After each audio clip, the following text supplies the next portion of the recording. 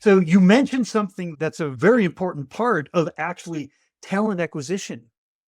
You mentioned BPO partners like outsourced partners. There, I guarantee, maybe I should ask you this beforehand, when you were working in manufacturing, the government, you've worked with BPO partners before.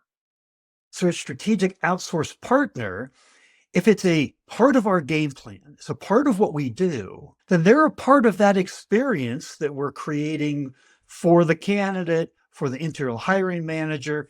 They're part of that experience. And the outcome is going to be these high performance teams, these roadblocks that we're talking about, they need to be in line with that. You also mentioned culture, which I've remembered that I wanted to bring up.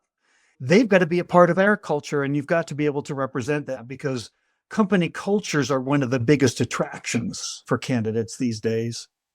When they're evaluating us, they're interviewing us, they're thinking, is this a place I want to work? Irregardless of what the company does, are these the kind of people I like? Do I want to be around these people? Do I want to be able to get up every morning and go to work here? These are important things.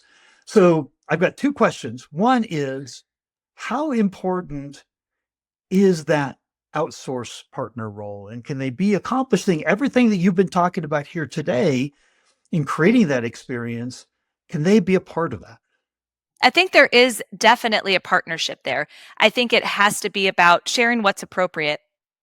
Obviously, there's things that can and can't be shared and all of the fun stuff that exists out there. But I think it has to be an open conversation. I think there has to be a willingness to share for you to kind of ooze and goose all of what the company is. So when they pick it up, they're walking away going, well, dang, maybe I need to work for them. So that they get as wildly passionate about the company too. Sometimes it's harder in that space. Having been in that space myself before, it is harder sometimes when you're trying to sell another company because sometimes you can't speak as authentically as to the culture. You can repeat and say, here's what I've heard or here's what I've seen. So I think that's why it's important when you are working with them, especially if they're part of an important project for your organization or anything like that. I think it is important that you lean in and help them be a good parrot of what your company is, the important things. We don't want you to tell everybody we have pizza parties on Friday. That's not our culture.